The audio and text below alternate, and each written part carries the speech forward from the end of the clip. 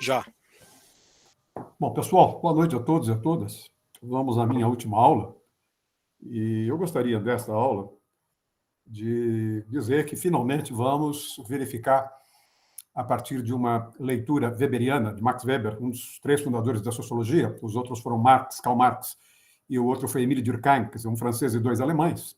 Mas, então, nós vamos trabalhar com uma visão weberiana para poder analisar a, vamos dizer, oposição entre os economistas e os juristas quando discutem um programa público ou uma política pública, quando discutem um projeto de desenvolvimento, quando discutem, muitas vezes, o economista acusa o jurista de atrapalhar o andamento da economia, enquanto o jurista acusa o economista de ser um tecnocrata. Então, a ideia é exatamente trabalhar com um dos pontos chaves, um dos pontos negros da Constituição.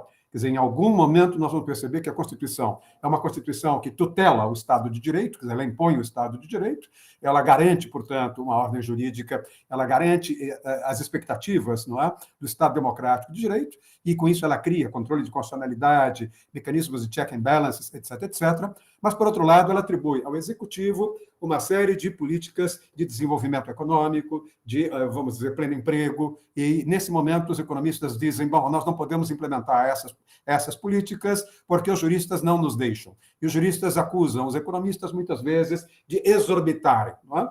Eu quero dizer que essa não é uma discussão nova no Brasil. Essa é uma discussão, quem vai fazer sociologia jurídica comigo ano que vem, vai lembrar que nós tivemos, nos últimos 30, 40 anos, pelo menos 6 ou 7 pacotes, talvez até mais, 9 pacotes econômicos, que são aqueles pacotes para debelar a inflação, que são formulados no momento de grande tensão, no momento de situação limite para a economia brasileira, e nesse momento, o presidente da República vai à televisão e diz, nós temos uma guerra pela frente, invariavelmente o discurso da guerra é o discurso contra o inimigo, nesse caso é o dragão da inflação, e eu preciso que a gente aceite, que vocês aceitem algumas exceções constitucionais para que nós possamos ter sucesso nessa guerra. Geralmente, essas, vamos dizer, concessões constitucionais significam, muitas vezes, ultrapassar os limites dos direitos do cidadão. O caso que me levou a refletir sobre isso foi, basicamente, um caso que ocorreu em 1991, logo quando nós tivemos, primeiro, a Constituição de 88, depois de muitos anos de ditadura militar, depois nós tivemos, em 1989, a primeira eleição presidencial depois da ditadura militar, e aí gerou um governo absolutamente destrambelhado, que foi o governo do presidente Fernando Collor de Mello. E esse presidente, Fernando Collor de Mello, vai, no segundo ou terceiro dia, não é, com o ministério fraquíssimo, tomar uma série de medidas, essas medidas são ao plano Collor, e essas medidas têm uma característica. Em primeiro lugar, essas medidas são extremamente ambiciosas. Em segundo lugar, essas medidas eram absolutamente inconstitucionais.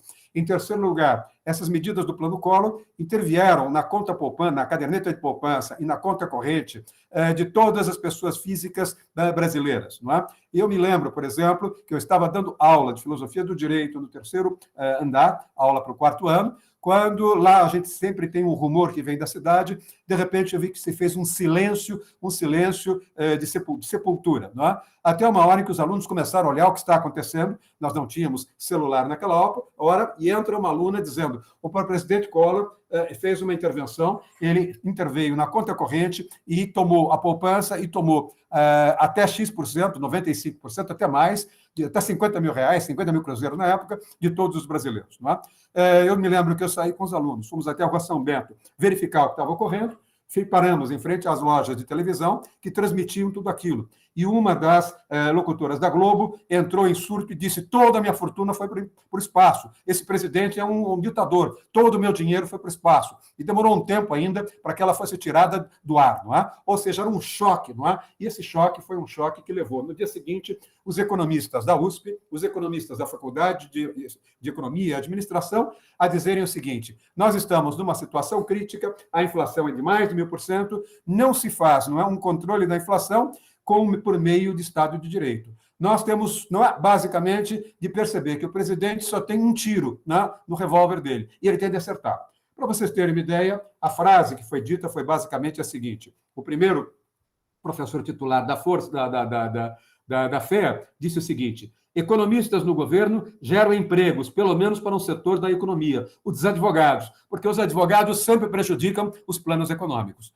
Na realidade, os advogados, os promotores, as pessoas formadas em direito protestaram contra aquela violência, não porque simplesmente aquilo era apenas e tão somente algo no sentido de uma divisão corporativa, uma inveja corporativa, advogados contra economistas, mas simplesmente porque os economistas apelaram para uma total ilegalidade, para uma total inconstitucionalidade.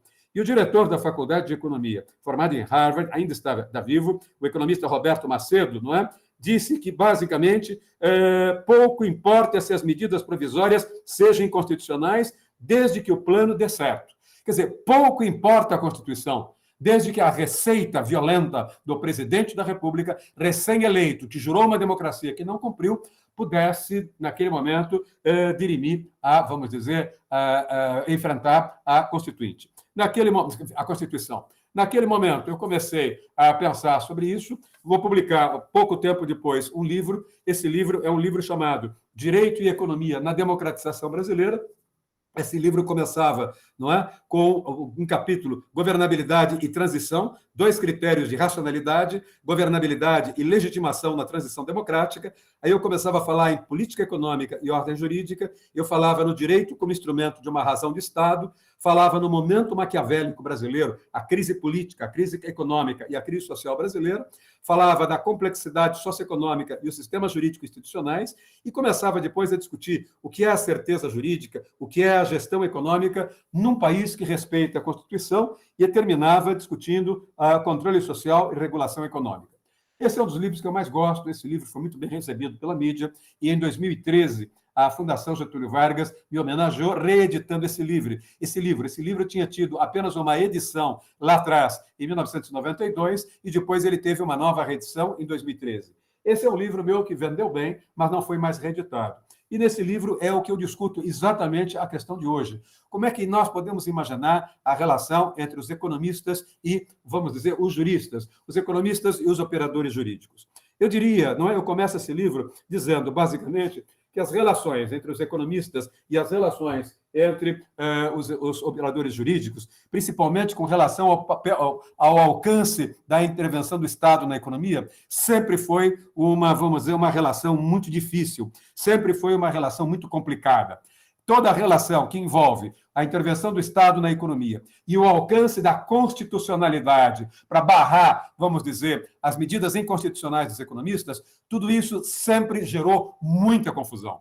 Mesmo agora, quando nós tivemos um presidente da República que disse há 2 anos atrás que o Supremo não o deixa governar e que ele quer intervir no Supremo, e agora, 1 minuto atrás, eu estava dando uma entrevista para a Rádio Cultura exatamente sobre a questão que ele quer intervir no Judiciário, ele quer intervir no Supremo, ou ele quer fechar o Supremo, ou ele quer diluir, lançar mais 5 candidatos, mais 6 ministros, para diluir a maioria que se tem hoje no Supremo. Basicamente, ele está discutindo exatamente essa questão que eu estou apresentando a vocês. Sempre foi uma relação que, no limite, os economistas desqualificaram os operadores do direito e os operadores do direito desqualificaram os economistas. Os economistas desqualificaram os operadores de direito, dizendo que eles são formalistas, que eles transformam a Constituição em algo sagrado, que eles não conseguem entender o que é o funcionamento da economia e que eles travam, não, os juízes, os promotores, os advogados, os procuradores do Ministério Público, travam as decisões econômicas e, ao mesmo tempo, não é? Os juristas respondem dizendo eles são insensíveis socialmente, eles são tecnocratas, eles têm uma formação de natureza antijurídica. Quando nós olhamos essa relação, eu acho que eu posso falar dela, porque eu sou chefe do Departamento de Filosofia e Teoria Geral do Direito, e nós temos matérias que nós lecionamos na Faculdade de Economia, do 1º ao 4º ano, matérias dadas no curso de atuariais, ciências atuariais, em contabilidade superior, em economia, em administração pública e administração de empresas, né? E no ano passado, a professora Camila Duran, que infelizmente deixou de ser professora no nosso departamento, porque se tornou professora na França, não é?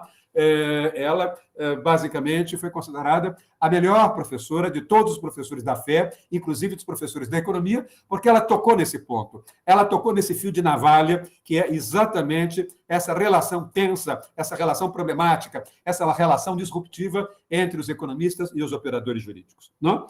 Em princípio, não é? Como é que nós começamos essa aula? Nós temos de olhar o foco da economia. Nós temos de olhar o foco do curso de Direito. Qual é o foco da economia? O foco da economia é que ela persegue fins. ela persegue objetivos. O que é que ela persegue? Ela persegue crescimento econômico, ela percebe a inclusão das novas gerações numa economia que cresce, ela persegue crescimento econômico, porque quando eu tenho crescimento econômico, eu tenho crescimento de receita tributária, e o aumento da receita tributária aumenta o financiamento de políticas públicas.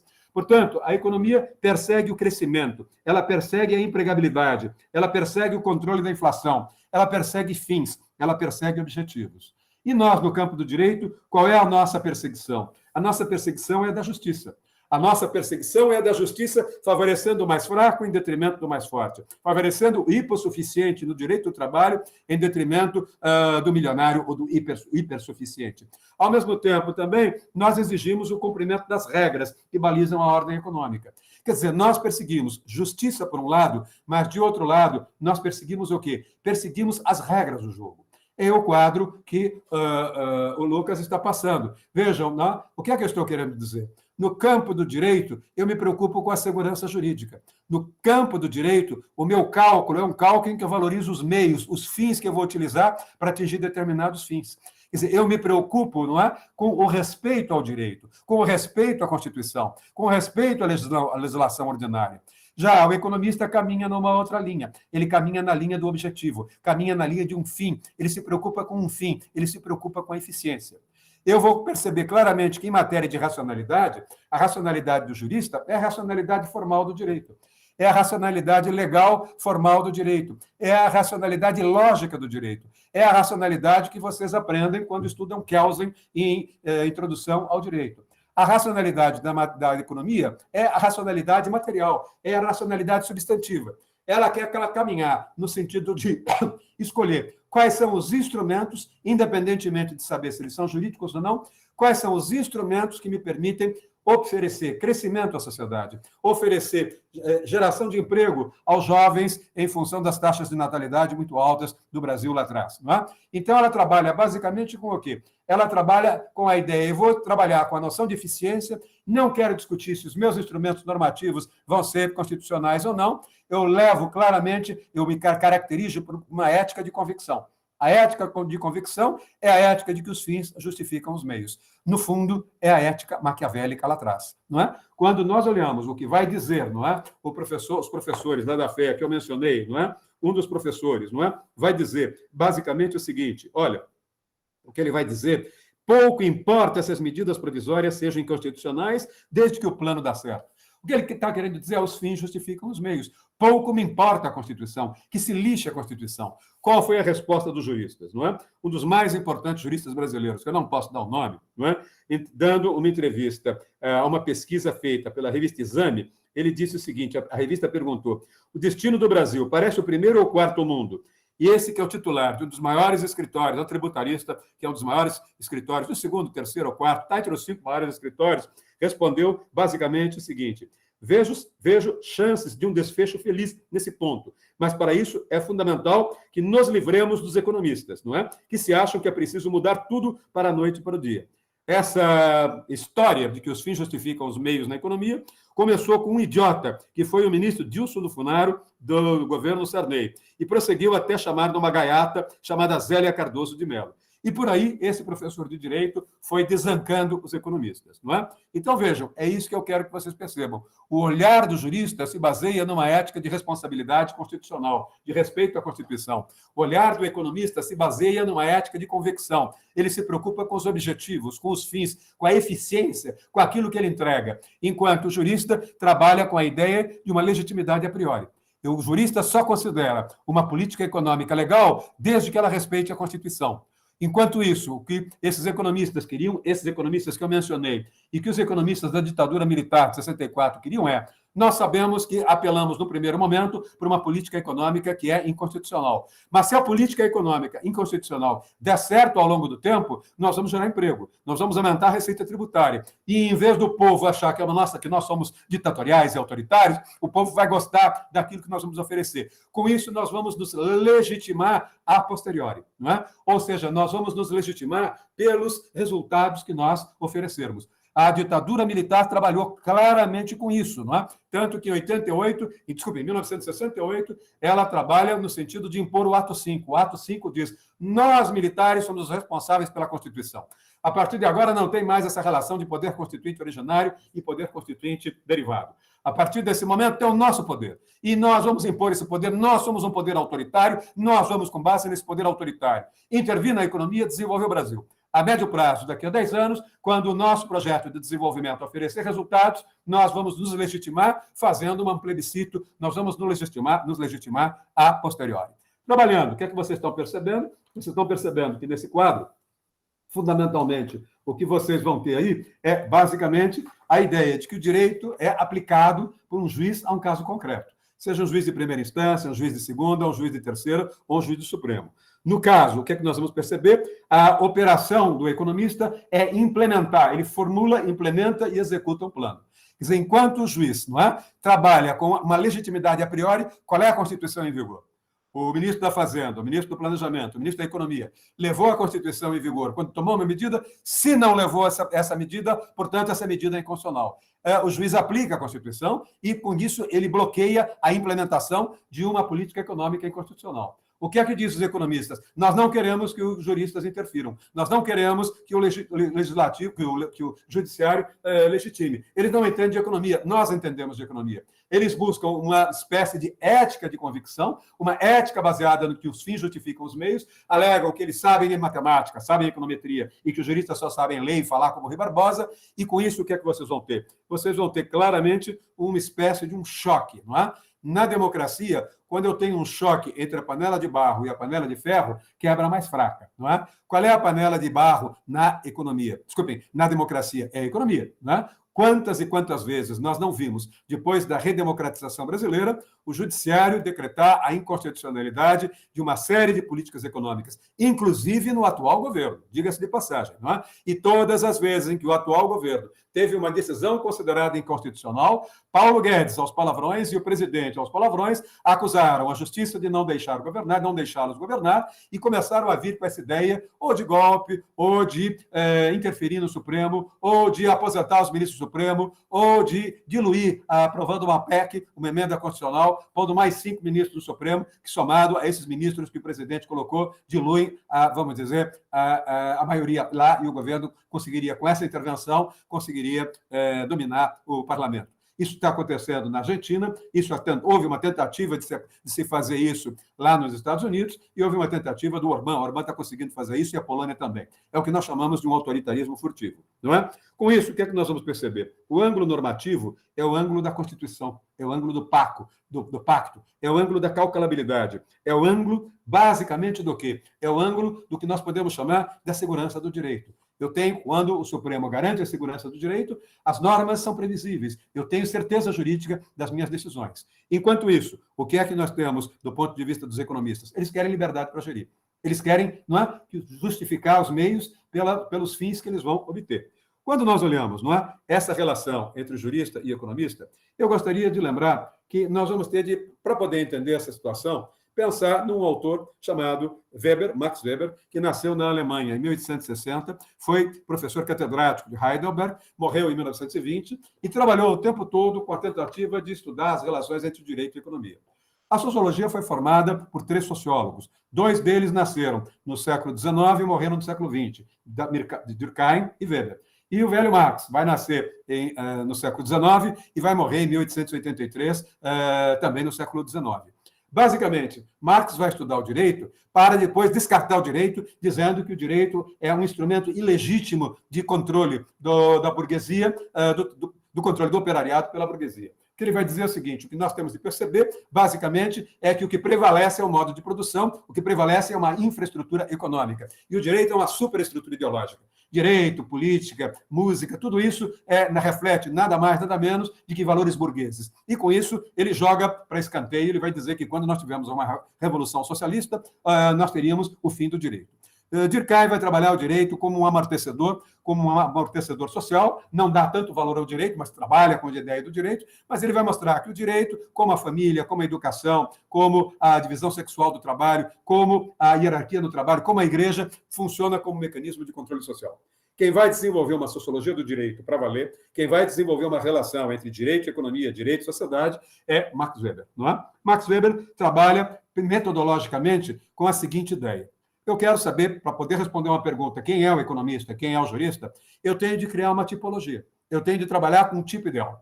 Tipo ideal para ele não é um tipo que embute um valor, não é um tipo melhor. Tipo ideal é um título metodológico. O que é que vocês chamam de economista? O que é que o Lucas chama de economista?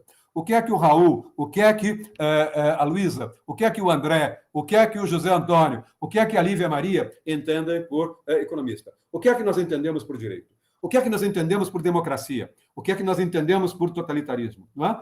E com isso nós vamos montando um tipo. Esse tipo eu vou colocando tudo que vocês me sugerem, eu vou colocando tudo que o Lucas sugere, eu vou colocando tudo que eu quero, até o momento em que eu tenho um tipo que não existe na prática, ele é inexistente na prática. Agora, qual é a finalidade desse tipo? Uma vez elaborado esse tipo, eu vou fazer um estudo de caso. Eu quero construir um conceito ideal do que é um tipo metodológico, que é o conceito de democracia. A partir daí, eu vou comparar esse modelo ideal típico de democracia com a democracia escandinava. Vai claramente a economia escandinava apresentar um alto grau de proximidade com o meu modelo que eu criei. Agora, se eu aplicar isso a um país africano muito pobre, não é? Muito desorganizado, ali claramente eu vou ter quase certamente uma ditadura, não é? Então esse modelo vai dizer, olha, no contraste, aquele país africano tende a ser uma ditadura, aquele país escandinavo tende a ser um país democrático.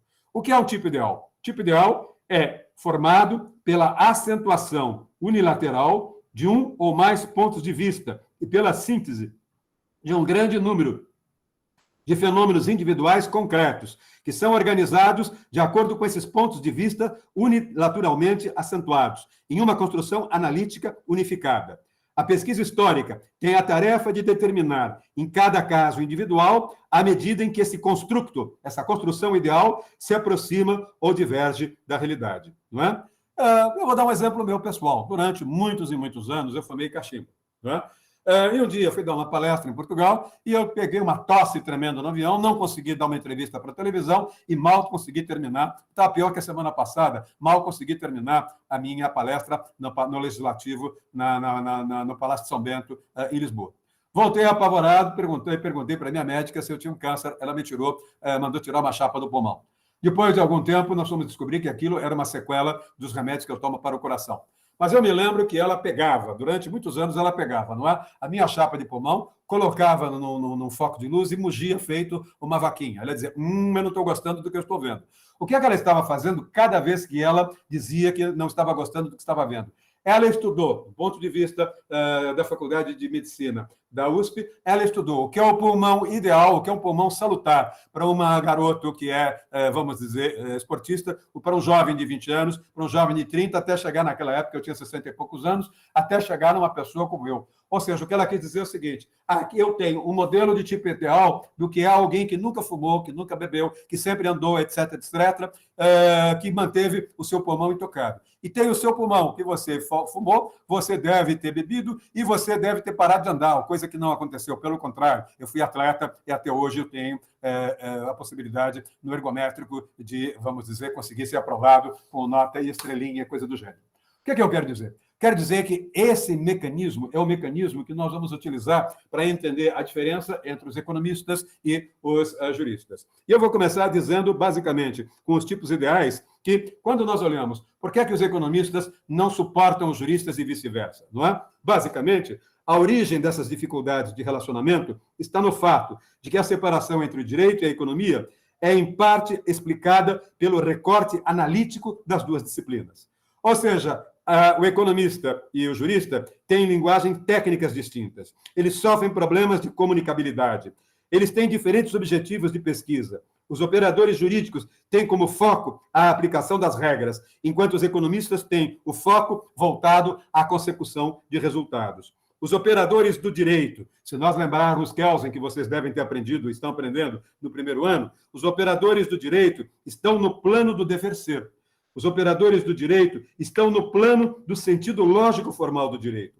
Estão no plano de um sistema de normas abstratas, normas genéricas, normas impessoais, aplicáveis a quaisquer coisas e a quaisquer pessoas. Esse sistema jurídico kelseniano é um sistema piramidal, o Estado é o centro geométrico do sistema jurídico, nós trabalhamos com a metáfora da pirâmide jurídica, os operadores do direito estão no plano do dever, no sentido lógico-formal do direito, no sistema de normas abstratas, genéricas e impessoais, aplicáveis a quaisquer coisas e a quaisquer pessoas. É um sistema hierarquizado, coerente, dotado de unidade, de sistematicidade, de completude. Portanto, um sistema postulado como não tendo contradições. E os economistas? Qual é a linguagem dos economistas? Como é que os economistas, onde é que eles se situam no plano analítico?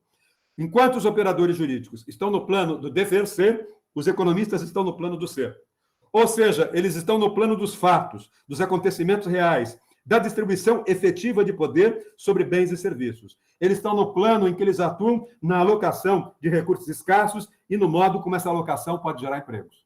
Então, nós estamos no plano do dever ser. Nós estamos no plano de Kelsen. Nós estamos no plano de um pensamento jurídico abstrato, de uma ciência pura do direito, numa linguagem técnica que é a linguagem do dever ser, do sentido lógico formal do direito, do sentido de normas abstratas, genéricas e impessoais, que são aplicáveis a quaisquer pessoas e a quaisquer fatos. Os economistas não, eles estão no plano do ser. O plano do ser é o plano da realidade, não é? É o plano dos acontecimentos reais. É onde eles atuam, distribuindo efetivamente poder sobre bens e serviços, sobre a alocação de recursos escassos e o modo de alocação que vai gerar emprego, não é? Essa dicotomia entre ser e dever ser é que vai levar a uma outra dicotomia que é chave. Qual é a dicotomia? É a ideia de validez formal do jurista e a ideia de validez material do economista. O economista está preocupado com a validez material. Ou seja, ele está preocupado com o fato de que a cada input dele, ele gera output. A cada política, ele gera um resultado. E ele quer que esse resultado seja eficaz. O jurista, não. O operador de direito, não. O juiz, não. O promotor, não. O procurador de Estado, não. O defensor público, não. Ele quer que esse input, antes de ser formulado, antes de ser dado, eu tente checar se ele está dentro da ordem legal. Eu quero saber se aquilo que ele vai fazer tem validade ou não. Porque se não tiver validade, aquele ato vai ser ilegal, aquele ato vai ser inconstitucional. Enquanto o economista parte, não é, de uma lógica baseada nos fins para resolver um problema, esquece o direito, o jurista faz o oposto. Primeiro eu paro, defino e entendo e compreendo, identifico o que é a ordem legal, o que é a ordem constitucional. A partir daí eu julgo aquilo que o economista está fazendo. Se houver um vício de legalidade ou de constitucionalidade, o economista não vai para frente, aquilo é travado. Não é? Nesse sentido, portanto, é que nós temos uma conexão entre ser e dever ser, e essa conexão também é uma conexão, ela implica uma conexão entre validade formal do direito e eficácia normativa. Essa dicotomia também tem um choque, ela embute um choque entre a busca da eficiência locativa dos economistas e a busca da legitimação do poder democrático pelos juristas. Porque nós estamos preocupados com a democracia, com a segurança do direito, com o Estado democrático do direito.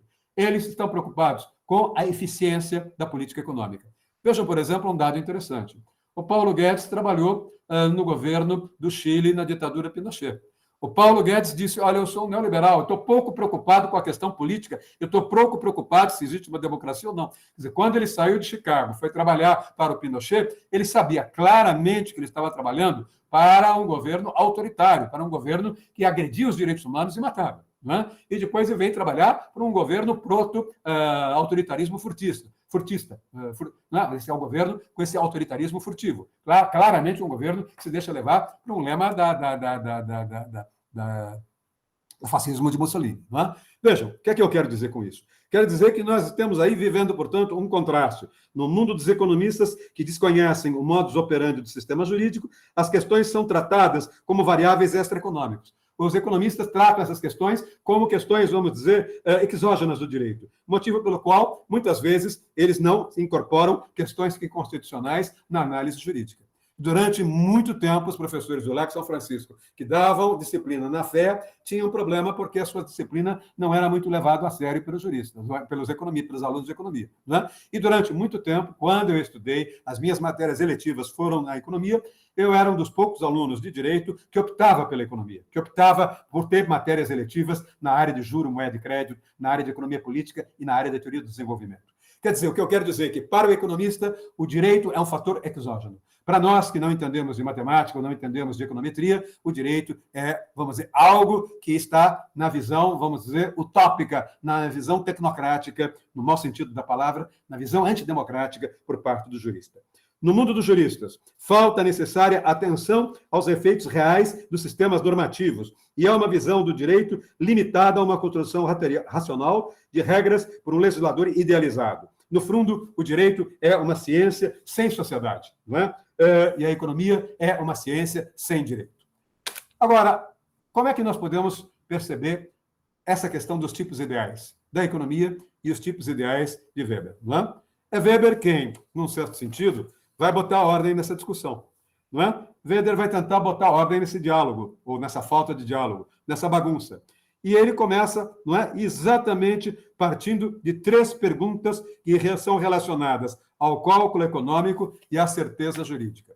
Essas 3 perguntas são as seguintes. Primeiro, em que medida as ações do mundo real, em que medida as ações do sistema social, do mundo real, se devem à existência de normas jurídicas que as orientam?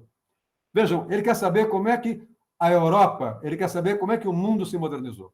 Como é que a Europa saiu da sociedade medieval e se tornou um Estado moderno e nós tivemos ali o capitalismo. É isso que ele quer discutir. Então, a pergunta que ele faz é exatamente essa. Em que medida as ações do mundo real, do mundo moderno, do mundo, vamos chamar, cartesiano, do mundo da matemática, do mundo da ciência, não é? Ele se deve, não é, às normas jurídicas que orientam? Segunda pergunta. Em que medida a existência das normas jurídicas é condição necessária ou eficiente para as ações reais? Terceira pergunta. Em que medida essas normas criam condutas regulares desejadas pelos tomadores da decisão normativa? A partir dessas 3 perguntas, ele vai escrever uma obra monumental, não é? Direito e Sociedade, Economia e Sociedade, melhor dizendo, e a partir dessas 3 perguntas que eu sintetizo nesse quadro é que nós vamos começar a perceber a sofisticação da análise weberiana para o jurista, a sofisticação da análise weberiana para o economista. Para responder essas 3 perguntas, não é? Weber vai partir da seguinte indagação. Se eu quiser entender uma sociedade, eu tenho de entender quais são os comportamentos sociais que mais se repetem, quais são os comportamentos sociais que mais prevalecem na vida social. E, a partir daí, ele vai dizer basicamente o seguinte: ao observar, como um sociólogo, ele era professor de direito romano, mas também se dizia sociólogo, ao observar uma sociedade, nós temos de observar quais são os comportamentos que mais se repetem. E ele, de saída, dizia o seguinte: nós temos 2 comportamentos racionais e nós temos 2 comportamentos irracionais. Quais são os comportamentos irracionais? Nós temos um comportamento irracional, que é um comportamento baseado no status, é o comportamento baseado na vida comunitária, baseada na solidariedade estamental, baseada no baixo grau de generalidade das normas, baseada na integração entre Estado e sociedade, baseada na legitimidade tradicional e carismática e na relação patrimonialismo e feudalismo. Ou seja, as ações irracionais são aquelas ações que eu ajo emotivamente, que eu ajo de uma maneira apaixonada, que eu ajo de uma forma exageradamente, sem avaliar as consequências dos meus atos. Estas ações são as ações irracionais desse quadro. Se vocês olharem, olhem em cima em vermelho. O poder vem descendo. De um lado está escrito difuso, de outro lado está escrito poder explícito. O poder difuso é o poder da sociedade medieval ou da sociedade antiga. Lá nós temos, basicamente, o que prevalece são as ações irracionais. Quando é que as ações são irracionais? As ações são irracionais quando eu não penso na consequência dos meus atos. Quando é que as ações são racionais? As ações racionais são aquelas em que eu tenho consciência dos valores que me motivam. Eu sei claramente quais são os meus valores que me motivam. E, com isso, a partir dos valores que me motivam, eu começo a fazer uma série de cálculos. Eu vou fazer um cálculo de meio e fim, vou fazer um cálculo de custo-benefício, vou fazer um cálculo, não é, de causa e efeito, eu vou fazer um cálculo no sentido, eu quero comprar uma banana, será que o preço que a banana está sendo cobrado é um cálculo justo ou não é um cálculo justo? Vejam, o mundo moderno é o mundo cartesiano, o mundo moderno é o mundo da ciência, o mundo moderno é o mundo da matemática, o mundo moderno é o mundo desses 3 cálculos, não é? É o mundo das ações racionais. Vejam, eu vou dar um exemplo para vocês, não é? Eu me lembro de um determinado professor, já faleceu, foi um dos mais brilhantes professores de filosofia do direito da Universidade de Buenos Aires, Era um professor muito divertido e extremamente competente, Luiz Alberto Vará. Ele foi convidado para dar uma palestra na Universidade de Brasília. Veio de Buenos Aires, desceu no Rio, foi para Brasília e foi recebido pela professora mais jovem, a professora mais jovem da Universidade de Brasília. Naquele tempo, as professoras usavam mini saias, e essa professora era uma professora que tinha pernas maravilhosas, um rosto maravilhoso, era linda para morrer. E esse professor, que era um professor da aristocracia argentina, tinha filhas na idade dela, mas ele ficou encantado com ela. E entre o aeroporto e a cidade universitária, a UNB, ele não olhou a cidade, era a primeira vez que ele estava em Brasília, o sonho dele era conhecer Brasília, o tempo todo ele foi olhando para as pernas da professora. Todas as vezes em que a professora trocava uma marcha, era um carro Variant da Volkswagen, um velho carro, né? Ele olhava cada vez mais para as pernas. Enquanto ela puxava uma quarta, ela puxava para trás o peito e, evidentemente, a mini saia subia. Bom, ele chegou para dar a palestra absolutamente encantado pela professora, foi saudado pelo ministro Supremo, que era um professor que o convidou, e lá pelas tantas ele começa a palestra, mas ele não tem a concentração necessária e diz basicamente o seguinte: eu estou apaixonado por essa professora. Essa professora me emocionou. Eu quero claramente dizer que eu nunca vi uma beleza tão grande. A partir desse momento, eu estou negando o meu passado feminino. Eu gostaria de ter 5 minutos com a senhora. Evidentemente, fez-se um clima. Ela aceitou. Ela era casada com um filho, era filha de um ministro da Saúde à época, e os dois saíram e voltaram. Não 5 minutos depois, eles voltaram de 2 horas de mão dadas. Dali, ele comunica à Argentina, liga para a mulher que está pedindo divórcio, ela liga para o Ministério da Saúde, está dizendo que ela está se separando do marido, e os dois resolvem se juntar. 10 dias depois, eu os encontro em Santa Cruz, num seminário de Direito. Às 7 horas da manhã, o professor está vestido de camisa branca, terno branco, gravata branca, sapato branco, calça branca, um chapéu de palha e uma rosa. E eu pergunto: o que foi que aconteceu, Luiz? E ele me respondeu: es la pasión. Eu também tive num determinado momento, acolher um dos mais importantes professores da USP, eu não vou dar o nome. Um dos mais brilhantes professores da USP. Ele perdeu a cabeça uma vez e deu um surra na mulher.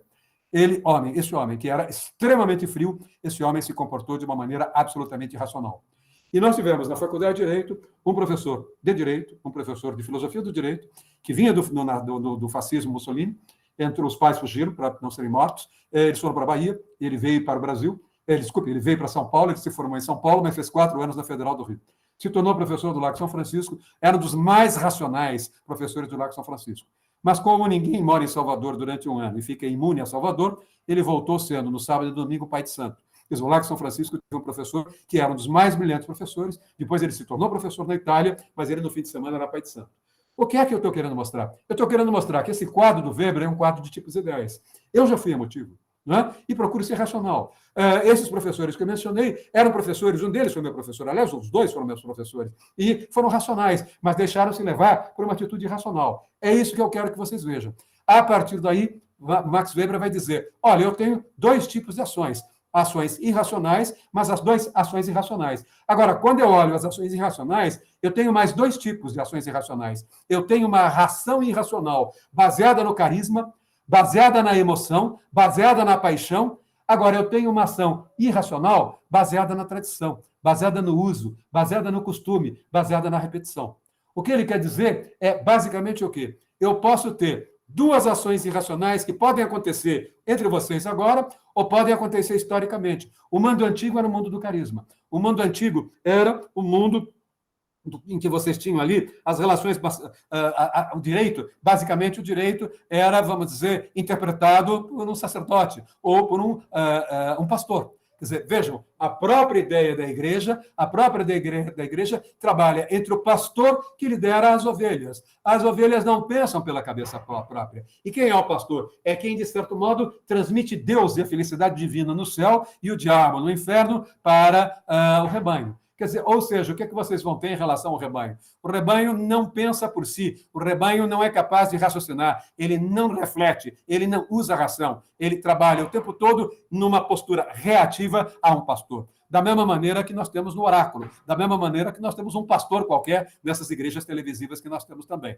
Não é? Vocês vão ter Deus, esse copo de água é um copo que Deus benzeu, mas está aqui a minha lógica no Bradesco. Primeiro vocês vão ao Bradesco antes de tomarem a água benta por mim, em nome de Deus. Veja, o que é que eu quero mostrar? Não é? Quero mostrar que, com essas 2 chaves da irracionalidade, a sociologia weberiana é uma sociologia que nos permite entender o que é a emoção, Eu estou falando na emoção sexualizada, mas eu posso fazer uma emoção. Vejam, por exemplo, se vocês são capazes de perceber o que eu vou chegar. Vocês são muito jovens, eu sou mais velho. Né? Eu nasci num período em que se falava muito do nazismo. A Alemanha, que eu conheci, a Alemanha que eu conheço, sempre foi um país muito racional, um país baseado muito numa tradição de ciência, e esse país se deixou levar pela irracionalidade do nazismo.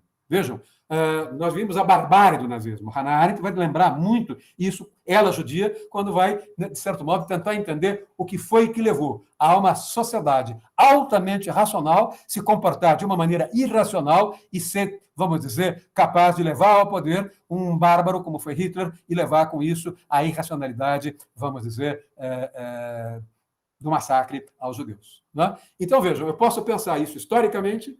Lá atrás eu tinha, no começo, um mundo primitivo baseado na ideia do carisma, mas eu tenho, no mundo moderno, muitas coisas baseadas no quê? Baseada no carisma, baseada na irracionalidade do carisma. Isso aconteceu com Mussolini, isso está acontecendo no Irã, isso está acontecendo com as igrejas, algumas igrejas evangélicas não muito sérias, isso está acontecendo com a violência no futebol. Quer dizer, nós nos deixamos, no mundo moderno, no mundo contemporâneo, a nos levar pela paixão. Ou então nos deixamos levar pela tradição. Nós deixamos levar por aquelas cidades, as cidades mortas do Monteiro Lobato. Nós deixamos levar pela tradição do coronelismo no Nordeste, nós nos deixamos levar por aquelas relações que são absolutamente patriarcais ou pelas relações que são, no tempo ainda dos coronéis, numa sociedade escravocrata. Não é? Vejam que nós tivemos, muito nos jornais mencionaram como é que os currais voltaram a funcionar no Nordeste. Não é? Então, vejam, o que é que eu quero dizer? No mundo da irracionalidade, eu tenho duas irracionalidades. Eu tenho uma irracionalidade que abre caminho para uma irracionalidade material e tenho caminho para uma irracionalidade formal. A irracionalidade material é a irracionalidade dos mais velhos, é a irracionalidade do ius honorarum, dos mais antigos, dos mais honrados, dos patriarcas, dos coronéis, daqueles que, de certa forma, eram alfabetizados no Brasil iletrado no século XVIII, no século XIX. E quem são aqueles que se deixam levar por uma irracionalidade formal? São os párocos, são os líderes carismáticos, são os padres, são os oradores. Quantas vezes na faculdade vocês vão ver oradores emocionaldíssimos? Não é? O que eles falam não tem nenhum sentido, mas eles vão fazer com que vocês fiquem arrepiados, porque eles vão falar muito bem. Vejam, por exemplo, as missas. Eu, há muitos anos, eu tenho minha autobiografia, ainda não lancei, mas está pronta. Eu entrei com a minha mulher, que estava morrendo de câncer, dizendo, foi fazer vamos dizer, foi a Santiago de Compostela, andou, já não tinha mais condições de andar, conseguiu andar pouco, chegou, abraçou São Jácomo, chorou, e eu me lembro que eu fiquei à distância com uma frieza total e absoluta, não é? E vi aquele pessoal chorando, entrando. Até uma hora que entra uma pessoa e me pergunta, o senhor é sociólogo ou engenheiro? Eu percebi que ele era alguém que via da sacristia. Depois um garoto muito bom, formado em Direito, tinha lido um livro meu publicado na Espanha, mas no primeiro momento ele queria saber claramente quem eu era. Falou, porque o senhor não se emociona, o senhor é um homem racional. Não é? Aqui as pessoas se emocionam. O senhor vai ver como é que os padres vão levar essas pessoas a chorar. Não é? Aconteceu exatamente isso. E eu vi ali um teatro. Não é? E disse, isso aqui é um teatro, não é laico, é católico, mas é um teatro. Não é? O que é a vida racional? A vida racional é quando, vamos dizer, nós saímos da caverna platônica. É quando nós começamos a fazer determinadas perguntas. Eu, até hoje, não é, num livro que eu fiz para os meus netos, não é, eu digo que eu tinha um horror das aulas de religião, porque eu tinha uma professorinha de religião católica que dizia o tempo todo sobre amar Deus, casar virgem, essas coisas todas. E eu comecei a fazer perguntas sobre por que, não é, Jesus vai renascer 3 dias depois de morto. Eu tinha um avô que era médico e o avô meu dizia, depois da morte, nós não ressuscitamos a não ser no espírito. Eu era garoto demais para entender o que é ressuscitar no espírito. Essa professora começou a me atrapalhar a vida, começou a reclamar com meu pai que eu não era fiel, que eu não era isso, que eu não era aquilo, e num determinado momento, essa geração de 66, 67, não se esqueçam que vem depois 68, não é? Era a ação de quem queria se libertar da igreja. Quem quis se libertar da igreja, né, foi exatamente aquelas pessoas que começaram a perceber os limites das ações irracionais na Idade Média e começaram a tentar, dentro de um romantismo ou dentro de um processo revolucionário, começar a pensar dando uma banana para a igreja, começar a pensar usando a razão. É nesse momento que nós temos a transição da Idade Média para a Idade Moderna. Qual é o período histórico dessa transição? É um período curto, mas esse período tem uma palavra mágica que é o renascimento, o renascer. O homem procura se renascer. Ele deixa de ser levado pelo patriarca, ele deixa de ser levado pela autoridade do mais velho, ele deixa de ser levado pela irracionalidade do padre, do evangélico, do pastor ou do líder carismático, como um Napoleão ou como alguém dessa fase, não é? E passa a pensar na relação causa-efeito. Passa a pensar cientificamente, passa a pensar a partir da matemática, passa a pensar a partir de um cálculo entre causa e efeito, entre meio e fim, falta sempre no terceiro, entre custo-benefício. Né? E nesse momento, o que é que nós vamos começar a perceber? Nós vamos começar a perceber que vamos ter duas ações racionais. Portanto, no fundo, Max Weber vai trabalhar começando com dois tipos de ação, uma irracional e uma irracional. Depois ele vai subdividir. Ele vai falar em 4 ações. As ações irracionais, que são ações de, vamos dizer, de comportamento, e as ações irracionais, ou seja, as ações irracionais carismáticas, são ações de mudança, são ações de paixão, são ações de, vamos dizer, de tesão, se essa pode ser a palavra, enquanto as ações irracionais que se repetem são as ações tradicionais. Ou seja, Max Weber vai criar, no capítulo das ações irracionais, uma ação que é a da mudança arrebatadora, que ele vai definir como um orgasmo, que é a ação passional, e ele vai dizer, como todo orgasmo, nós temos um momento de apogeu e depois nós temos um momento em que nós vamos descendo, descendo, descendo e vamos entrando numa rotina e vamos caminhando. Essa é a vida, não é? Da história. Esse é o comportamento da história. Nós temos movimentos muito revolucionários, liderados por Cícero, liderados por Napoleão. Nós temos movimentos que são liderados, ele já temia o que estava acontecendo na Alemanha, ele já vinha pressupondo aquele carisma daquele tenente, daquele cabo austríaco que fazia em Munique, nas cervejarias, não é? Algo que vai resultar no nazista, e dizer, esse homem é um líder carismático, esse homem é um homem racional, esse homem é um homem perigoso, não é? Esse é um homem que pode levar para a Alemanha para o mau caminho. Weber vai morrer em 1920, com 57 anos, não vê a ascensão de Hitler, mas a profecia dele, né, se confirma. O que é que ele vai dizer? Ele vai dizer, nós temos, nas ações racionais que surgem do Renascimento e vão para o mundo moderno, nós temos 2 tipos de ação. Nós temos uma ação tendo em vista um valor e nós temos uma ação tendo em vista um fim. Quando nós olhamos, não é? Certos momentos da história do mundo moderno, nós vamos começar a perceber o despotismo esclarecido. Na linguagem weberiana, o despotismo esclarecido é o que ele mesmo vai chamar de uma burocracia ditatorial, aquilo que nós vamos chamar, dos anos 60 para cá, de uma tecnoburocracia. São aqueles homens racionais, são aqueles príncipes racionais, são aqueles monarcas racionais, Catarina II, vocês vão ter, me falta o nome agora, enfim, vocês vão ter Bismarck na Espanha, na Alemanha, vocês vão ter, não é? Aquele processo modernizador de um Estado despótico. Não é? Então, num primeiro momento, o mundo moderno começa com o despotismo esclarecido. Nós vamos trabalhar com o Marquês de Pombal, que se vale, não é? Vamos dizer, do desastre o terremoto em Lisboa, para refazer Lisboa dentro de um padrão, principalmente na Baixa Pombalina, dentro de um valor, vamos dizer, de um exercício de engenharia e arquitetura absolutamente racional. A mesma coisa vocês vão ter com o Barão de Haussmann em Paris, que vai, não é, aproveitar e vai derrubar a velha Paris para fazer essa Paris majestosa e imperial para Napoleão. Vocês vão perceber que isso vem bater também no Brasil com o prefeito Pedro Américo e com o prefeito com Oswaldo Cruz, aproveitando a febre amarela para derrubar as favelas e botar os morros abaixo no centro do Rio e transformar aquilo numa cidade que seria uma espécie de uma cidade neoclássica. Vejam, o que é que eu quero dizer? Quero dizer que, num primeiro momento, no mundo moderno, nós vamos trabalhar olhando, identificando, não é, a figura do déspota esclarecido, a figura do burocrata, a figura do cientista, aquele que acha que os fins justificam os meios. E, a partir daí, nós vamos começar a perceber a segunda figura de um autor, de uma pessoa que age racionalmente, que é aquele que tem a sua vontade própria, é aquele que tem os seus valores, mas é aquele que respeita os valores dos outros. Eu me coloco no princípio da autoridade. Traduzindo, eu me coloco no princípio do outro. Eu respeito vocês. Se vocês forem votarem no candidato X, eu vou votar no candidato Y, eu respeitarei vocês. Se vocês forem votar no meu candidato, eu aplaudo. Se vocês não votarem nos meus candidatos, eu vou dizer, vocês têm o direito, sinto muito. Né? Veja, o que é que eu quero dizer? Eu vou perceber claramente que quando eu falo no comportamento racional, na ação racional, eu tenho 2 maneiras de falar. Eu tenho aquela maneira de falar em que eu entro no elevador e tento dizer ao meu vizinho que ele vai ter de votar no Bolsonaro, porque senão eu vou buscar uma faca e vou cortar o pescoço dele, ou então eu posso chegar e dizer, eu não sei quem você quer votar, não quero saber quem você vai votar, e se você perguntar a mim, eu não vou dizer em quem eu vou votar. Eu quero continuar vivendo dentro de um princípio de solidariedade, dentro de um princípio de responsabilidade com vocês. É isso que eu quero fazer. É exatamente isso que eu quero fazer. Onde é que eu quero chegar?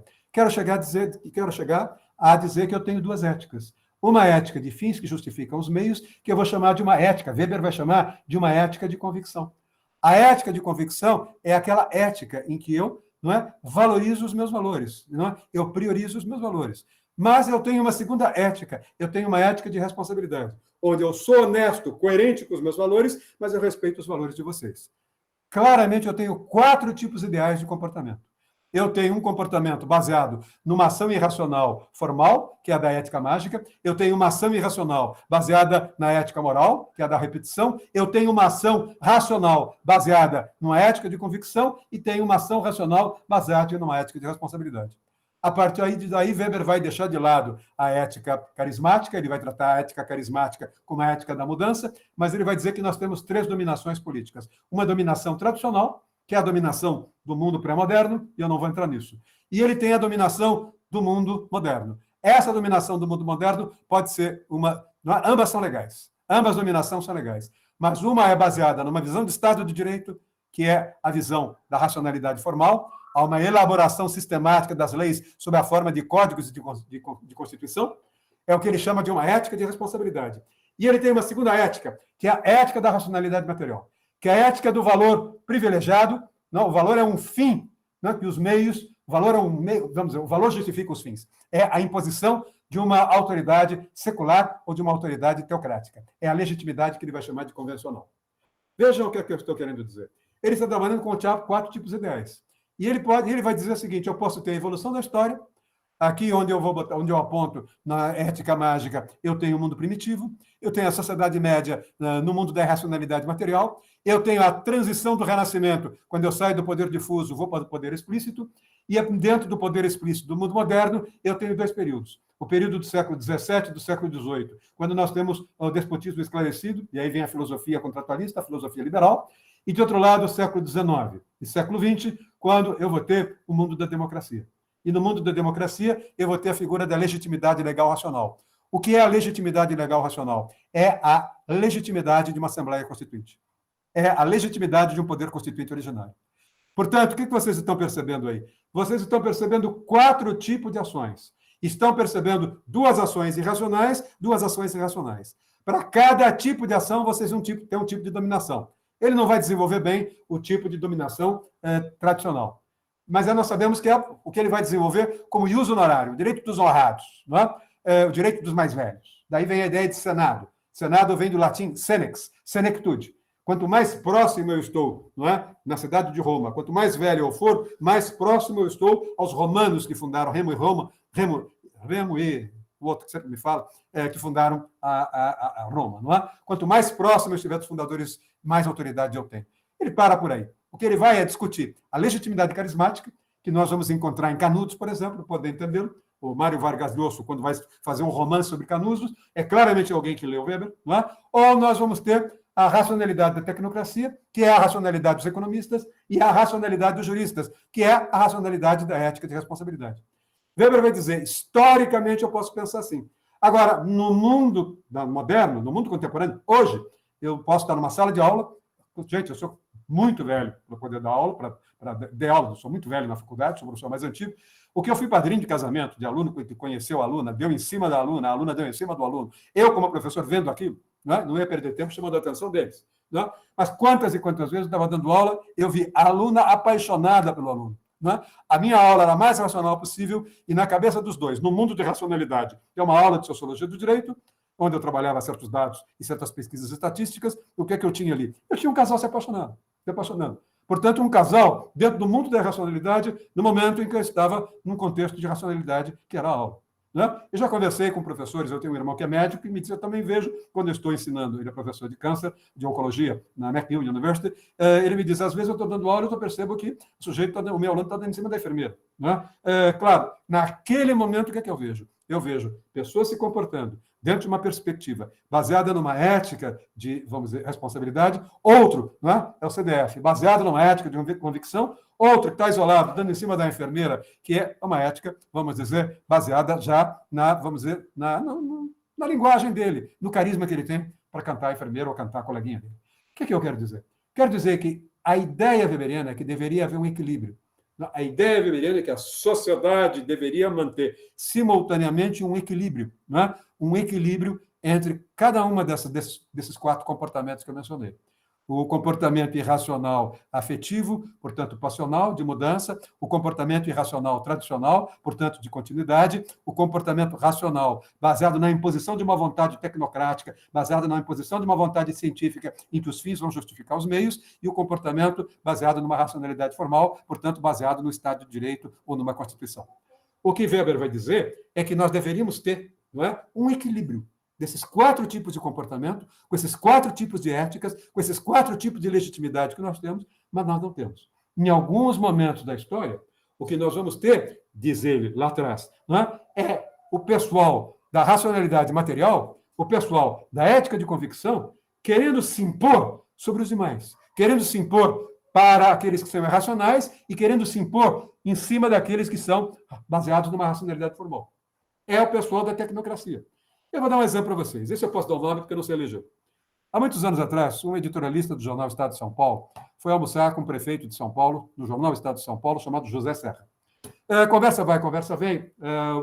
Os editorialistas perguntaram a ele, prefeito de São Paulo, como é que o senhor está sem caixa? Como é que o senhor vai ter dinheiro para fazer campanha, dinheiro para administrar 2 anos e depois o senhor vai ser candidato a governador? E ele disse, simples, eu vou mexer nas multas. Como assim? Eu vou simplesmente mandar trocar as velocidades, até a população começar a pensar qual é a velocidade, ela vai demorar, e com isso se passam 2 anos, então eu vou ter uma receita que vem das multas de trânsito.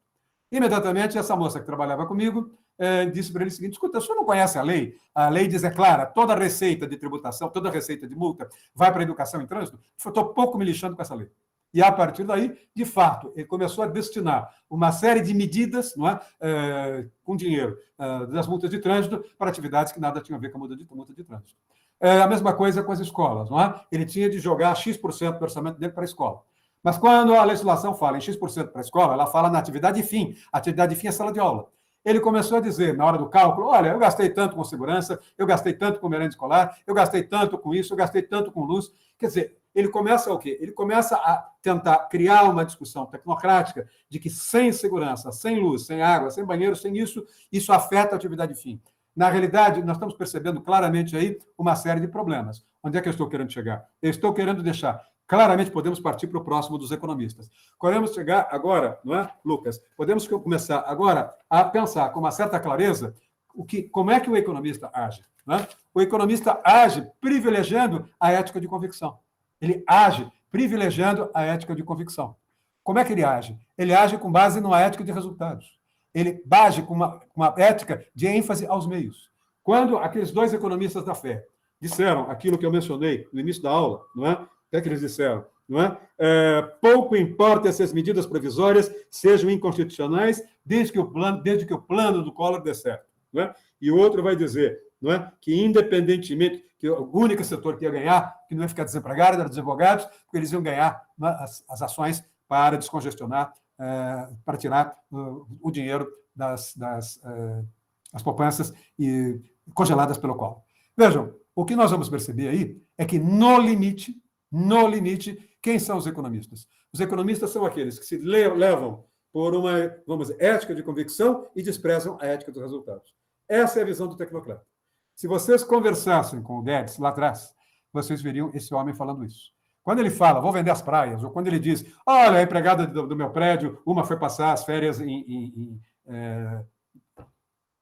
na Flórida, não é? Ou quando ele diz, só se os restaurantes dessem para os pobres aquele que eles jogam no lixo. Vejam, é claramente um homem insensível do ponto de vista social.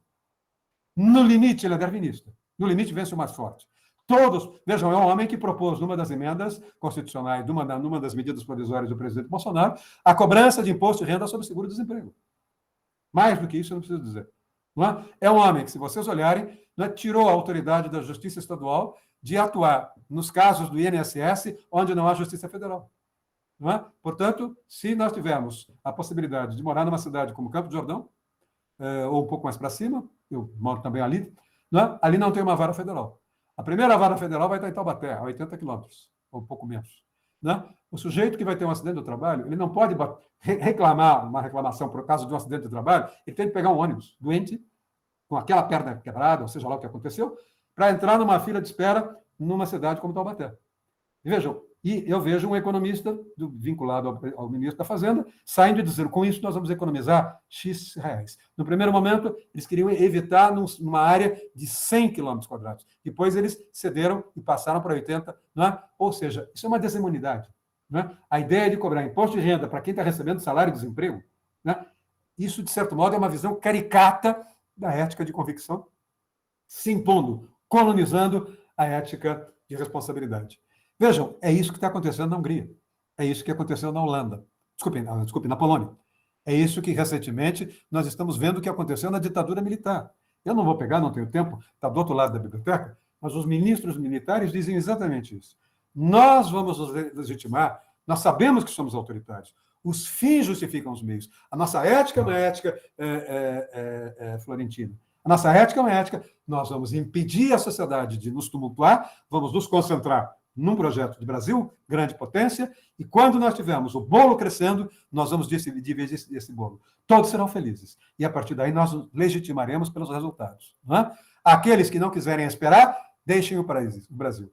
Aqueles que não quiserem ficar aqui não são patriotas. Não é? Que é esse discurso que a gente está vendo de 64 para cá até 2022, e só se vocês fazerem a conta, são 36 mais 22, 56 anos. Não é? Vejam, no limite, os economistas acusam o formalismo jurídico de provocar irracionalidade decisória. Os economistas, no limite, acusam os operadores formalistas de direito, juízes, promotores, advogados, defensores públicos, procuradores municipais e do Estado, acusam os operadores formalistas de direito de desprezar a eficácia alocativa dos fatores de produção. Terceiro, os economistas acusam o humanismo dos juristas de ser baseado num ecletismo muito pouco rigoroso, o que os leva a fazer as interpretações mais variadas e contraditórias dos princípios constitucionais, gerando incerteza nas decisões econômicas.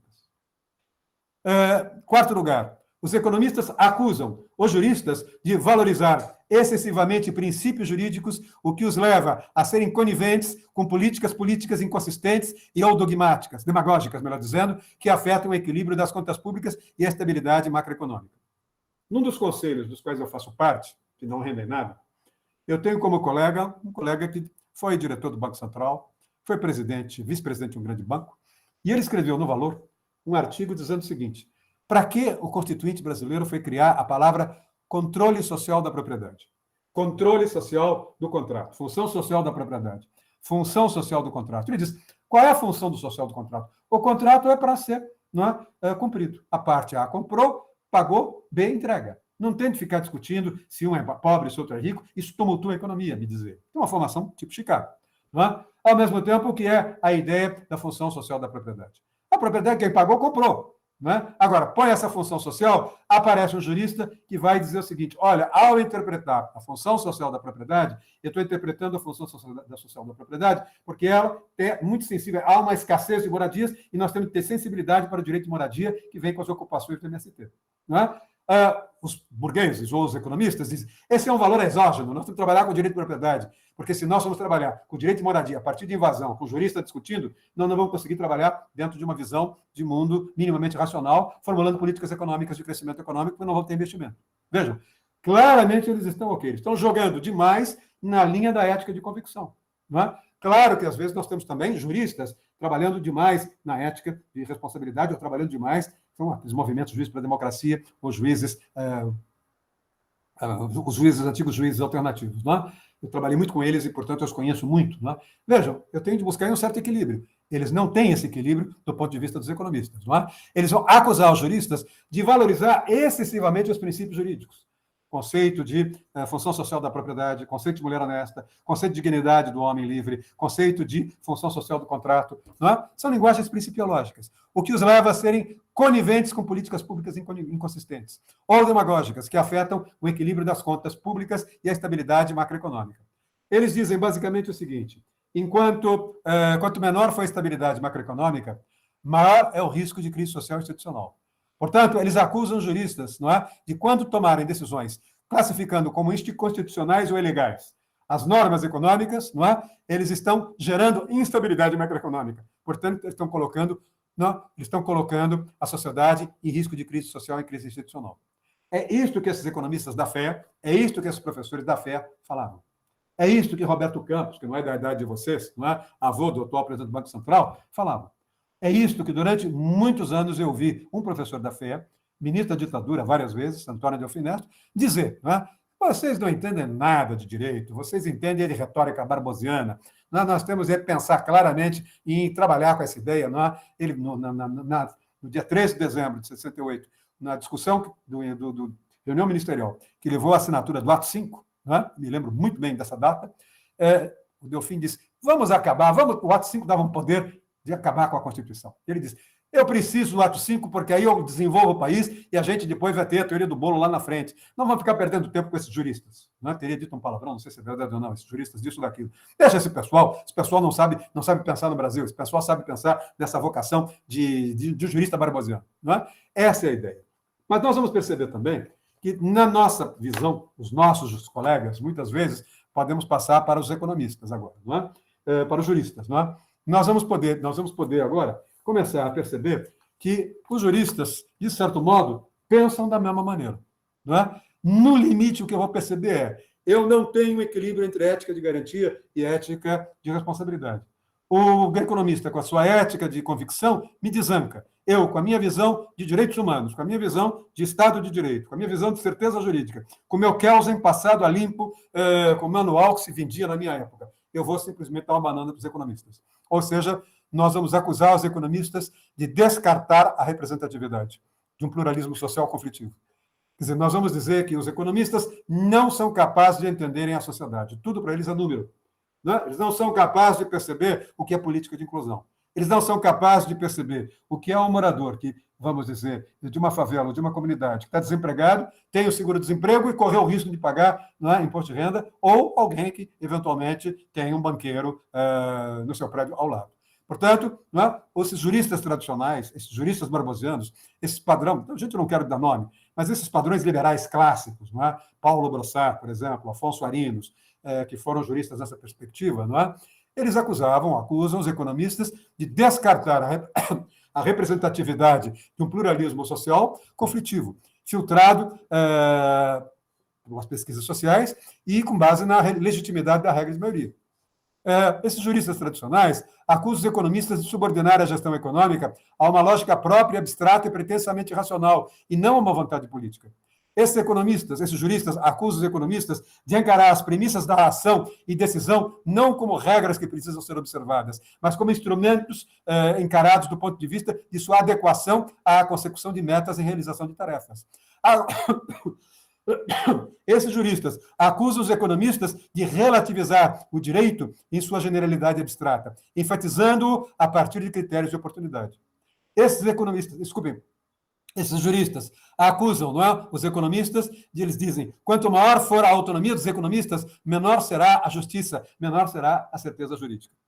Eu não quis dar um nome, mas vamos dar um nome. É aquele perfil de constitucionalista que vocês tiveram na Faculdade de Direito até mais ou menos os últimos 20 anos atrás. Não é? Hoje não tem mais isso. Hoje vocês têm constitucionalistas que são sensíveis a esse meu discurso. As novas gerações de constitucionalistas que vocês vão ter no segundo ano são sensíveis a isso. Mas eu estou me referindo ao pessoal da PUC. Eu estou me referindo, basicamente, ao principal constitucionalista da PUC, que é o Michel Temer. Não é? Durante muito tempo, não é? O professor Michel Temer... São excelentes constitucionalistas, não estou fazendo crítica. Não é o professor Adilson Dallari, que é irmão do professor Dalmo Dallari, que pensava dessa maneira, como eu estou lendo no quadro. Não é? Aquele pessoal todo, não é? Era um pessoal que tinha uma visão de um direito constitucional, kelseniano, quase que dentro de uma dimensão de natureza pura. Então, para eles, os economistas eram verdadeiros inimigos. É isso que eu quero dizer. Da mesma maneira, para o fato de que os economistas com uma formação neoliberal, ou os economistas com uma formação institucional, ou os economistas com uma formação em Chicago, também procuram trabalhar com os juristas, mas com os juristas que entendam de funcionamento de uma economia de mercado. Né?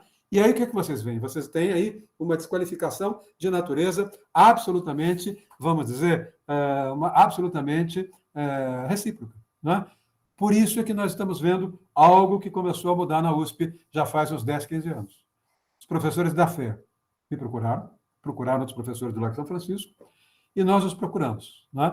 Quando eu assumi a chefia do departamento, eu procurei trabalhar no sentido de que os próximos professores do departamento fossem professores que tivessem sensibilidade, além de filosofia do direito, que é obrigação, além de teoria do direito, que é obrigação, que eles tivessem sensibilidade para conhecer sociologia, para conhecer relações internacionais, para conhecer administração de empresas e para conhecer economia.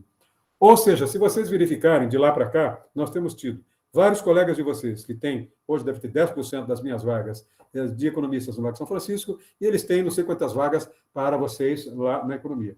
E isso vai, de certo modo, fazer com que, nos últimos tempos, venha ocorrendo, e, basicamente, as grandes empresas estão fazendo isso, colocando, não é, os seus advogados, os grandes bancos estão colocando os seus advogados ao lado dos especialistas em atuariais, de ao lado dos economistas e dos administradores, quando vão formular projetos para vender previdência privada para os seus clientes nos bancos. Ou seja, eu sou de uma geração em que os bancos gastavam rios de dinheiro, os bancos gastavam muito dinheiro, não é? Fazendo projetos para desenvolver projetos para desenvolver produtos, depois chamavam o jurídico e dizia, como é que está isso? O jurista olhava e dizia, é inconstitucional. Não é? Depois de 2 anos do trabalho, aquele investimento foi para o lixo. Agora não, agora é obrigado, os advogados dos bancos são obrigados a entender o que está sendo discutido pelos economistas. Se não tiverem conhecimento matemático, vão para fora. Se não souberem o que é uma ideia de cálculo atuarial, vai para fora. Agora, aquele engenheiro de produção, se não tiver uma ideia de que é direito, também vai para fora. Se aquele economista trabalhar com uma visão pura de Chicago, também vai para fora. E isso está, de certo modo, abrindo caminho para um diálogo. Deixa eu dar um exemplo só. Há muitos anos atrás, eu vim de Brasília para São Paulo, sentou-se ao meu lado um presidente que eu conhecia, do Tribunal Regional do Trabalho, e me disse o seguinte, vocês, professores, têm de melhorar a qualidade da formação matemática, da formação econômica e matemática dos seus alunos, porque tem muito juiz do trabalho que não faz conta. Eu fiquei irritado com a história e devolvi, dizendo, e vocês têm de melhorar, não é, a sensibilidade social e a qualidade dos juízes que vocês selecionam. Mas ele tinha razão. Por que ele tinha razão? Ele pegou uma dessas jovens juízas do trabalho recém-empossada. Essa juíza recém-empossada pegou o caso de um diretor da Lufthansa que tinha sido demitido. A Lufthansa descobriu que, depois de 40 anos, chefiando a Lufthansa no Brasil, ele fazia caixa 2. Ela não admitia isso e o demitiu. Ele dizia, não adiantou nada, no Brasil a gente só opera com caixa 2. Ele foi demitido. Na hora de fazer a conta, ele entrou com uma série de recursos, ele, obviamente, tinha direitos trabalhistas, e a juíza cometeu, não é, um pequeno equívoco. Ele ganhava em marco, não é? O salário dele era depositado em marco, ele não descontava todo o salário, ele só revertia o salário em marco para o antigo Cruzeiro, naquilo que ele gastava aqui em São Paulo, ele tinha verba de representação. A família estava na Alemanha, o resto ele deixava na Alemanha, obviamente fazer poupança em marco alemão, naquela época era muito melhor do que fazer em Cruzeiro, ou seja, moeda fraca em relação ao dólar. O que aconteceu com essa moça? Essa jovem juíza calculou tudo que ele tinha direito com seus 30 anos, tinha coisa prescrita e tal, mas tinha uma série de outras coisas não prescritas, tudo em marco alemão. Depois ela reverteu, não é? O marco, ela calculou tudo em marco alemão. Aí ela aplicou a inflação brasileira de 40 anos em cima do marco alemão. E calculou, a partir daí, não é, a indenização dele. Vejam, a inflação foi uma inflação brasileira. A inflação brasileira em 40 anos deve ter sido não sei de quanto. Não é? A inflação alemã, no período em que ele trabalhou, de 1960, mais ou menos 2000 e alguma coisinha, era uma inflação pequena. Traduzindo, o valor que ela calculou, o valor que essa juíza calculou, por não ser sensível à economia, quebrava a Lufthansa. Era quase um terço, algumas pessoas me disseram que era metade, mas eu não acredito que seja tudo isso. Era um terço do meio circulante alemão. Foi claro. Quantas e quantas vezes eu não vi casos desse tipo, não é? Portanto, o que eu quero, não sei se nós temos, Lucas, um quadro chamado Direito e Poder. Não é? É o último quadro do dia. Eu não sei se nós temos esse quadro. Não é? Esse é um quadro que eu gostaria, se você não é esse não. Esse aqui. Se você tiver, Lucas, eu gostaria de, se você não tiver, eu passo para você agora. Mas é o quadro que é um resumo weberiano, exatamente para a gente tentar entender e resumir essa aula. Essa aula é uma aula em que eu estou passando muito, como é que eu vou dizer? Eu estou passando muito da cola para vocês. Eu estou passando muitos modelos de análise para vocês. Né? Deixa eu só tirar aqui uma fotografia e passar isso para vocês.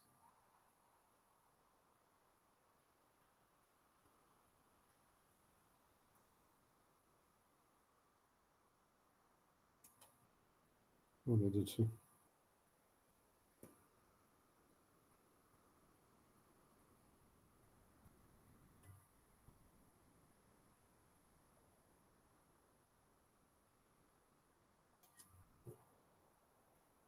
Acho que eu já encontrei aqui. Ah, essa aí. Gente, é uma cola. Weber é um autor fundamental para entender o direito. É um autor absolutamente fundamental para vocês entenderem política. Né? Os conceitos weberianos são conceitos, até hoje, brilhantes. Né? Essa é a ideia do poder. Aqui, na linha de cima, legitimidade a priori, vocês têm a figura weberiana do Estado de Direito. Né? Vocês têm, portanto, a visão de que toda sociedade democrática é uma sociedade constitucionalizada. Portanto, eu tenho um poder constituinte originário, que é um poder absoluto, que define as regras de uma Constituição, que é um poder que vai ser constituído, e a partir daí eu tenho a ordem legal. Então, vejam, claramente eu tenho aí, é como uma moeda, eu tenho uma face, um verso e um reverso, uma face e uma contraface. Direito e poder são as duas faces de uma mesma moeda. Só o poder cria o direito. Agora, só o direito limita o poder. Então, na democracia, vejam a Constituição brasileira, saímos da ditadura militar. Fomos para uma Assembleia Constituinte, poder constituinte originário. Ela criou as suas regras de funcionamento e gerou uma ordem jurídica. Essa ordem jurídica é uma ordem que abriu o caminho para a reconstitucionalização brasileira. Portanto, nós tivemos ali um ato de poder político em 1988, no dia 5 de outubro, que gerou uma legalidade.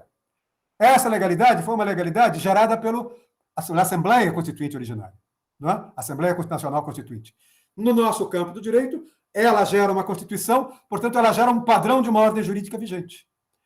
Na medida em que a sociedade brasileira, mais os seus atores jurídicos, foram caminhando ao longo do tempo com uma visão de mundo valorizando a vigência, nunca valorizando o desacato, nós fomos percebendo o quê? Que do ponto de vista político a Constituição foi pegando, que é o que aconteceu. Né? No campo do poder político, né, nós tivemos um padrão de legalidade que nos foi imposto. Esse padrão agradou a sociedade, de alguma maneira, com todos os efeitos que eu mostrei nesse curso.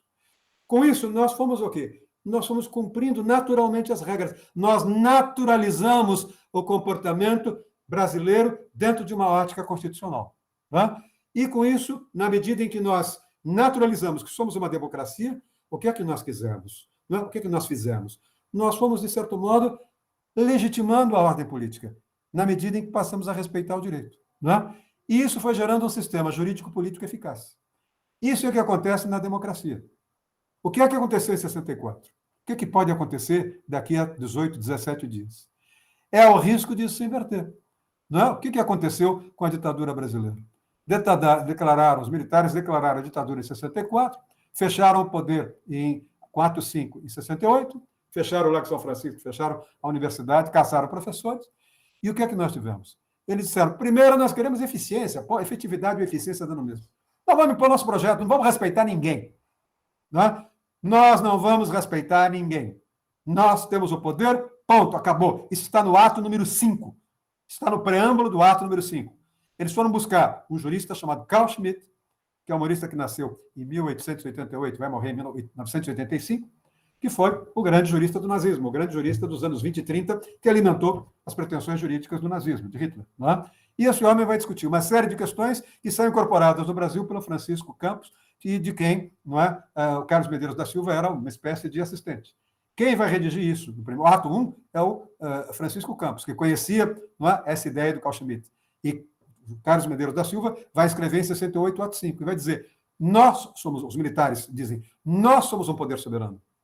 Em ato 1, em 64, nós elaboramos uma Constituição, elaboramos uma série de legislações e demos para a sociedade. E a oposição usou as regras que nós criamos para fazer a oposição. Ora, eles tiraram o nosso tapete. Não é? Então, agora nós vamos fazer o seguinte, nós não vamos dar regras políticas, nós vamos fechar tudo, e as regras que nós criarmos valem para vocês, sociedade, não valem para nós. Nós somos livres para fazer o que nós quisermos. Portanto, eles partiram da ideia de efetividade, poder arbitrário. Não é?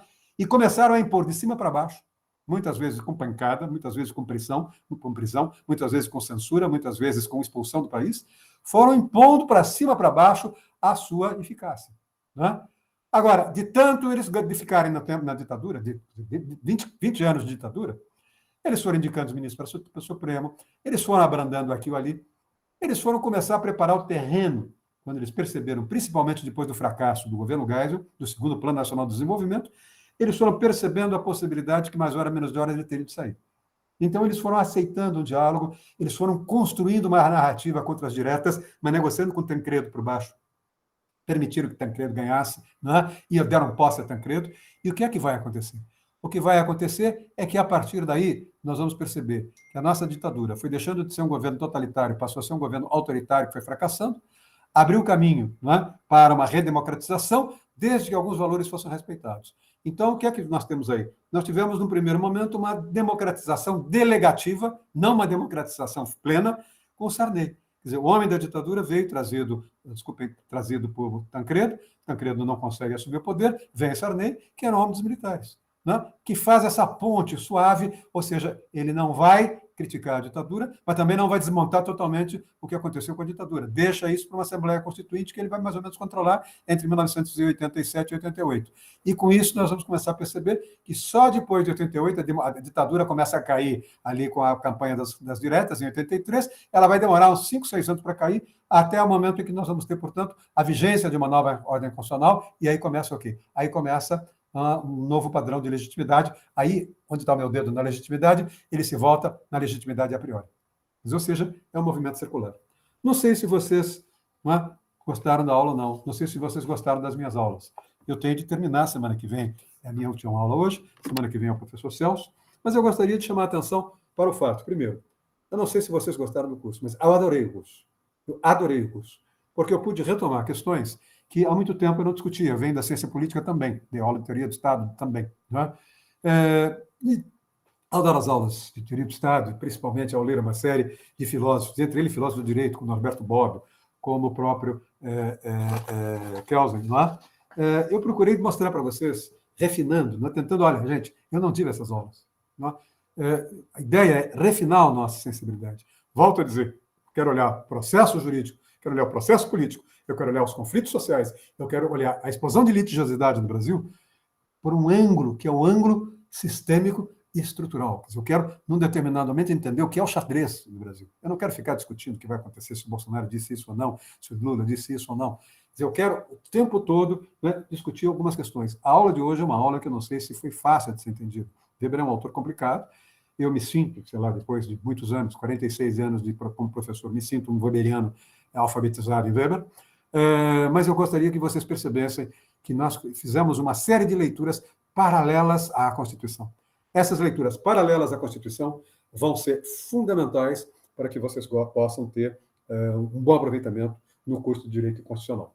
Eu cheguei até, não quero dizer que o professor Campilongo vai assumir, mas eu cheguei até a namorar a possibilidade de dar uma oitava aula, e nessa oitava aula que eu pensei em dar vocês, eu não vou dar essa aula, se vocês quiserem assistir essa aula que eu vou dar, eu darei no curso de pós-graduação na quarta-feira cedo, na sala 8h15 da manhã, na sala Ada Pellegrini Grinover, mas é exatamente a aula que eu estou pretendendo dar, é uma aula em que eu vou tentar discutir um pouco a questão, a relação amigo-inimigo, como é que fica a democracia quando nós saímos de uma situação na relação entre disputa uma presidência da República, adversários, e saímos para um processo em que tudo vira, a manchete da Folha amanhã vai ser o esgoto da política brasileira, o esgoto da campanha do PT, o esgoto da campanha do Lula.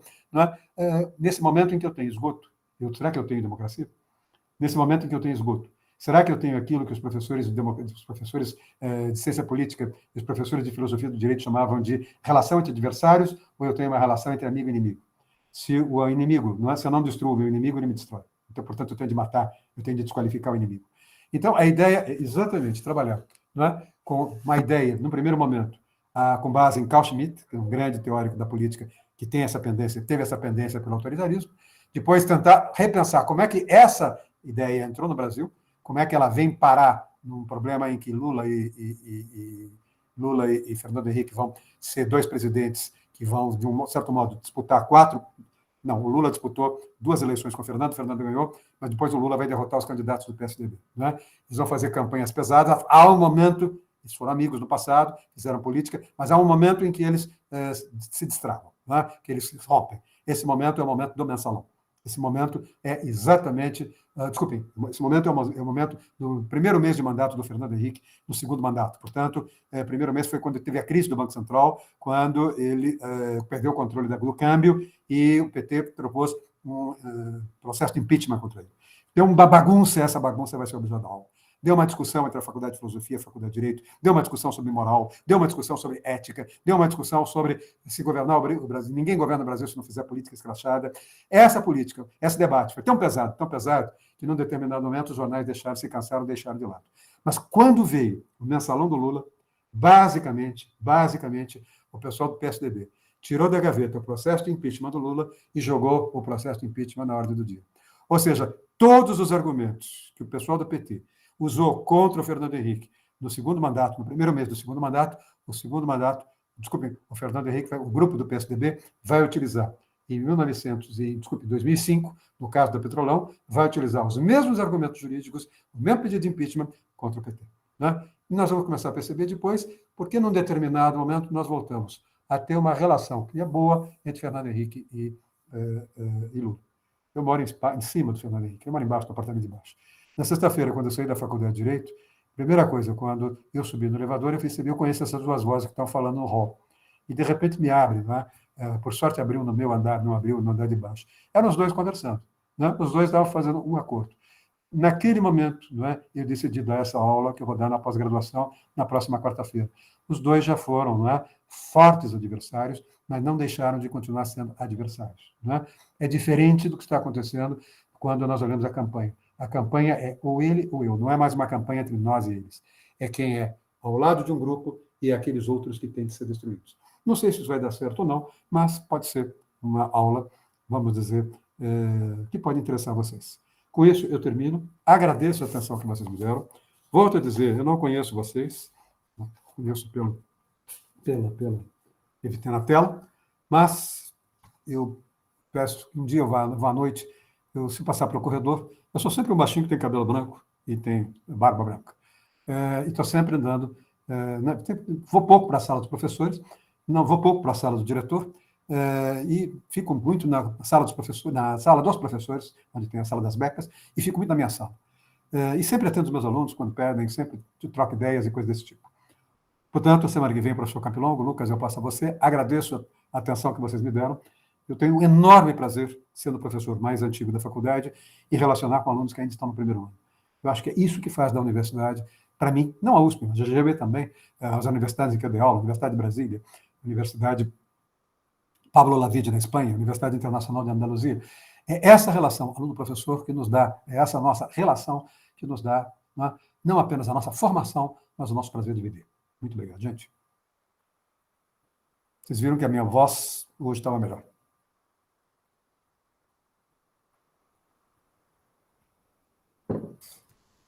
Estão comentando aqui que já tem gente do segundo ano que já fez sua matéria no primeiro semestre, Sociologia Jurídica. E os demais, se derem sorte, pegam também o professor Faria no que vem de Sociologia Jurídica. Deve ser meu último ano. Porque eu caio na compulsória em 2024. Só que eu caio na compulsória em 2024, bem no comecinho do ano. Bem no comecinho. Portanto, eu termino a minha carreira no ano que vem. Mas darei esse curso, repetirei esse curso. Inclusive, eu repetirei esse curso possivelmente no primeiro semestre do ano que vem e no segundo semestre do ano que vem. Eu acho que esse curso vai ser importante. Ele tem sido importante. Eu tiro isso para o professor Campilongo, para o Celso, que foi meu aluno, que foi meu orientando de mestrado e doutorado, e para o Lucas, que foi meu aluno. Eu procuro dizer, olha, essa relação, quer dizer, de uma formação interdisciplinar é extraordinariamente importante. Hoje eu recebi, vai sair um livro sobre sociologia jurídica, editado pela Fundação Getúlio Vargas. É um manual sobre a sociologia das profissões. Qual é o problema das profissões jurídicas hoje? É uma tentativa de fazer um balanço nas profissões jurídicas. E o coordenador do livro foi meu aluno de mestrado, aluno de doutorado, foi meu aluno de iniciação científica no Lago São Francisco, e hoje é meu dileto amigo. Ele começa exatamente dizendo o seguinte, né? Ele vai buscar uma citação de um filósofo que diz o seguinte, nenhum advogado é bom se não gostar de sociologia do direito. Nenhum advogado consegue ser pleno se não entender o que é a sociologia do direito. Nenhum advogado consegue ir para frente se não entender a sociologia do direito. E a pergunta que esse meu aluno, ex-aluno, faz é, por que isso é importante para a profissão? Afinal, o que faz o advogado? O advogado vai defender uma causa com relação a outra. Só que eu sou de uma época em que o advogado pegava o código e fazia aquele discurso para o seu cliente. Hoje, o advogado quer saber quem são os advogados da outra parte, como é que eles pensam, como é que eles agem, como é que eles reagem, de onde eles vêm, onde eles se formaram, qual é a orientação didática deles, qual é a orientação teórica deles, qual é a ideologia deles. Tudo isso vai se refletir na estratégia de defesa da mesma maneira, como esse mesmo raciocínio é feito pela outra parte. A sociologia do direito nos dá o quê?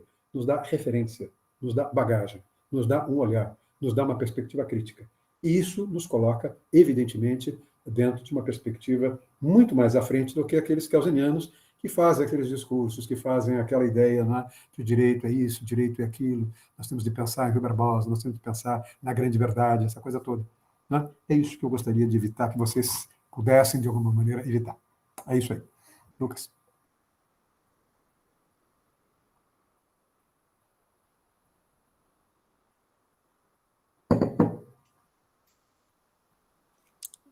É isso, pessoal. Então, semana que vem, aula presencial na sala Conselheiro Crispiniano, do professor Campilongo, hein? Não esqueçam.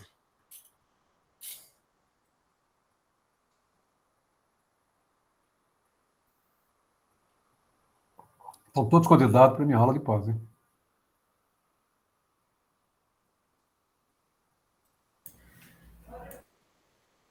Pode falar, quem quiser, agora pode falar.